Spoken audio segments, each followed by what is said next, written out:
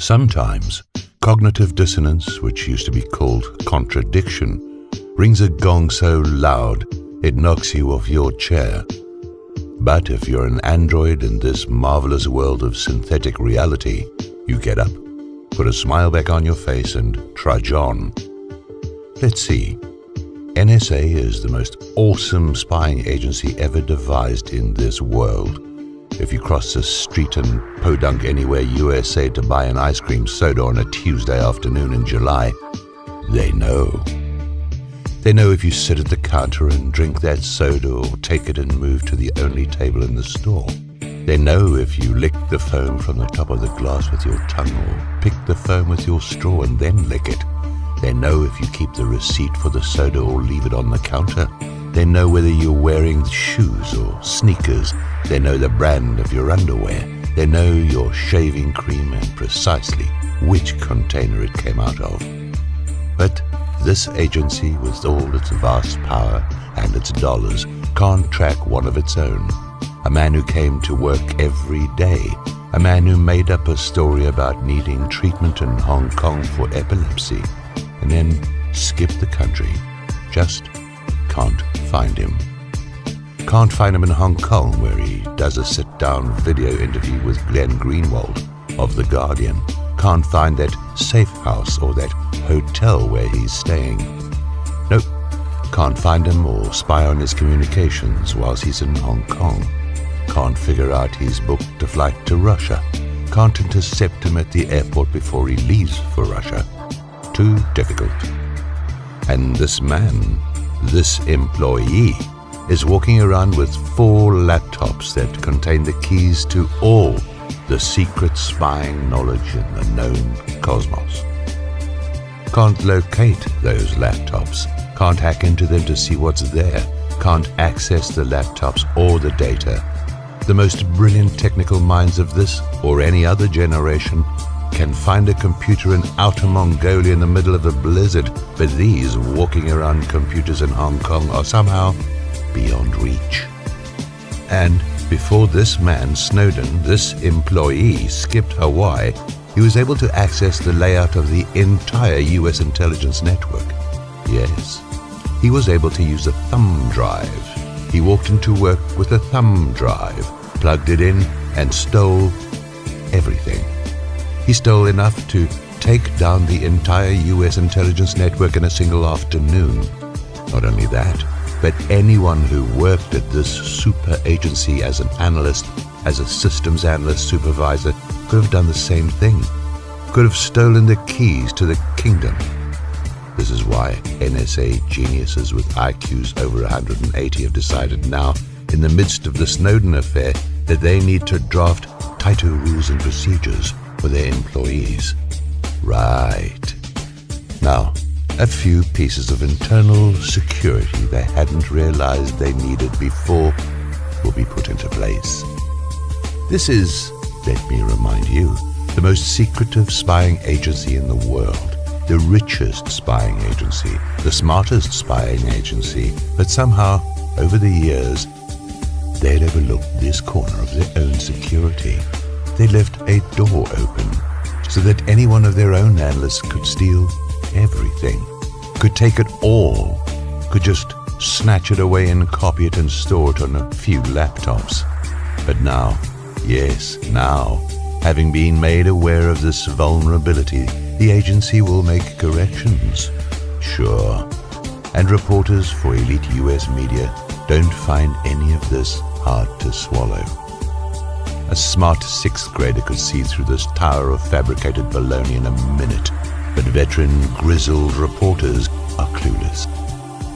In an episode on Charlie Rose recently, a gaggle of pundits or news people warned that Ed Snowden, walking around with those 4 laptops, could be an easy target for Chinese spies or Russian spies who could get access to the data on those computers. The spies could just hack in, but the NSA can't. No, the NSA can't find out what Snowden has. They can only speculate. It's charades within charades. This whole Snowden affair is an op. It's the kind of op that works because people are prepared to believe anything. The tightest and strongest and richest and smartest spying agency in the world can't find its own employee. It's in the business of tracking and it can't find him. It's in the business of security and it can't protect its own data from its employees. If you believe that, I have some timeshares to sell in the black hole in the center of the Milky Way. I've made a case for Snowden being a CIA operative who still works for his former employee. He was handed a bunch of NSA data by the CIA. He didn't steal anything. The CIA wants to punch a hole in the NSA. It's called an internal turf war. It's been going on as long as those agencies have existed side by side. For example, the money. Wired magazine, June 2013 issue. James Bamford, author of 3 books on the NSA, states, in April, as part of its 2014 budget request, the Pentagon, which rules the NSA, asked Congress for $4.7 billion for increased cyberspace operations, nearly $1 billion more than the 2013 allocation. At the same time, budgets for the CIA and other intelligence agencies were cut by almost the same amount, $4.4 billion. A portion of the money going to the NSA will be used to create 13 cyber attack teams. That means spying money. Far more for the NSA, far less for the CIA. Turf war.